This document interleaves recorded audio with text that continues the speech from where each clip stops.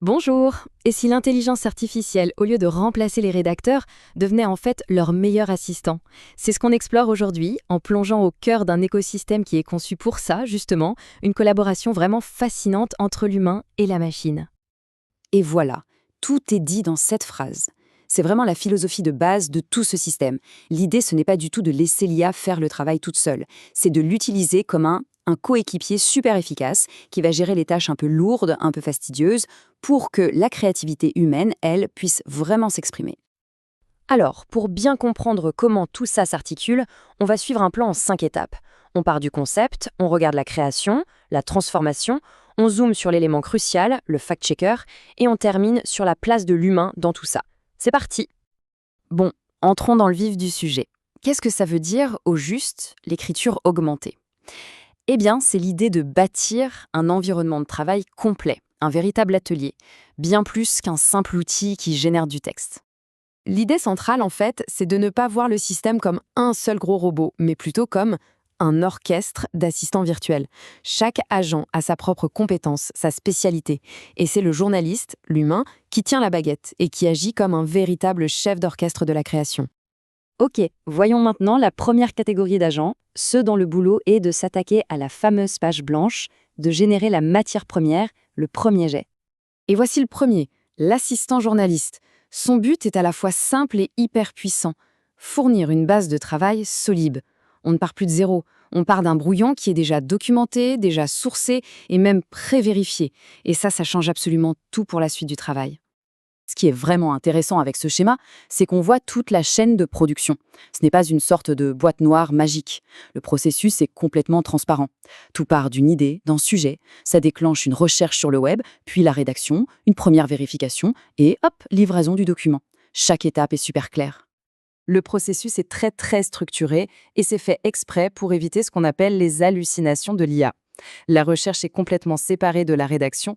En gros, l'IA qui écrit est obligée de n'utiliser que les sources fiables qui ont été trouvées par l'IA qui cherche. Et ça, c'est vraiment le point clé, le truc qui change tout.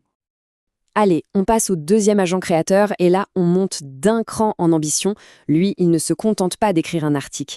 Il agit un peu comme un scénariste en découpant une histoire complexe en toute une série de petites scènes prêtes à être utilisées. Et là, cette comparaison est géniale, parce qu'elle montre bien à quel point tout le système est modulaire. En comparant les deux schémas, on voit qu'il y a des briques communes, comme le fact-checker par exemple, mais aussi des modules spécifiques comme le planificateur ou l'itérateur pour le livret. C'est un vrai jeu de construction en fait. Ce processus est vraiment fascinant.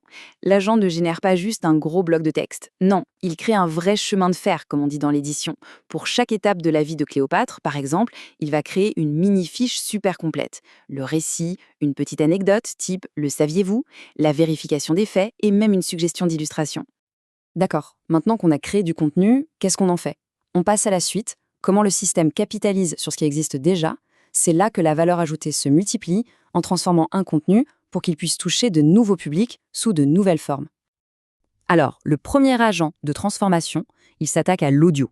L'objectif, c'est simple, donner une seconde vie à un article qui a déjà été écrit et validé. Comment? En le convertissant en version sonore. Ça peut être une simple maquette pour un comédien ou carrément un podcast finalisé. Et le schéma le montre très bien. La toute première étape est toujours la même. C'est une constante. Le texte doit d'abord passer par le module de vérification des faits. C'est lui le gardien du temple. C'est la barrière de sécurité indispensable avant de pouvoir lancer quoi que ce soit d'autre, comme la production audio. Le point clé ici, c'est ce garde-fou, cette fameuse règle des 85%. Si le texte n'est pas jugé assez fiable, si son score de véracité est en dessous, eh bien, tout s'arrête. Stop. Une alerte est envoyée pour qu'un humain corrige. Mais si le test est réussi, alors seulement, l'IA va adapter le style pour que ça sonne bien à l'oral et une voix de synthèse de très haute qualité va générer le fichier audio. Le dernier agent de cette section, lui, son job, c'est de créer de l'engagement. À partir d'un seul et même article, il est capable de générer tout un kit interactif. Ça veut dire un quiz pour tester les connaissances, un post engageant pour les réseaux sociaux et même une illustration pour l'accompagner. Bon, là, on arrive vraiment au cœur du réacteur. C'est le composant qui rend tout le reste non seulement possible, mais surtout digne de confiance. Le gardien du système. Oui, parce que c'est bien la question que tout le monde se pose, non? C'est bien beau tout ça, mais avec tous les risques de désinformation, d'erreur, comment est-ce qu'on peut s'assurer que le contenu qui sort de là est factuellement correct? Eh bien, la réponse, la voilà. C'est cet agent dont le flux de travail est entièrement, à 100% dédié à la vérification. Il ne crée rien, il ne transforme rien. Sa seule et unique mission, comme on le voit sur le schéma, c'est de faire des allers-retours entre les affirmations du texte et des sources fiables, de manière quasi obsessionnelle. Le processus est d'une rigueur quasi chirurgicale, vraiment. D'abord, l'IA découpe le texte en petites affirmations factuelles, une par une. Ensuite, elle les passe au crible, en les comparant à des sources externes fiables. Et enfin, elle donne son verdict pour chacune et elle compile tout ça dans un rapport super détaillé. Et cet exemple, il est parfait pour comprendre. On voit que l'IA ne se contente pas d'un simple vrai ou faux. Regardez l'affirmation sur le Japon, elle la qualifie de nuancée, en expliquant qu'il pensait plus largement avoir atteint les Indes. C'est ce niveau de précision qui apporte une réelle plus-value. Alors, au final, qu'est-ce qu'on doit retenir de tout cet écosystème? Eh bien, le point le plus important, c'est sans doute la redéfinition du rôle de chacun dans la création de contenu. Le point crucial, c'est celui-là. L'automatisation de toutes les tâches qui sont laborieuses, répétitives, comme chercher des sources, vérifier les dates, ça libère du temps et de l'énergie pour les humains. Et ce temps, ils peuvent le consacrer là où ils sont et resteront irréplaçables. Pour raconter des histoires, pour rendre le savoir accessible, bref, pour être créatifs. Ce système, c'est un peu une fenêtre sur un futur collaboratif.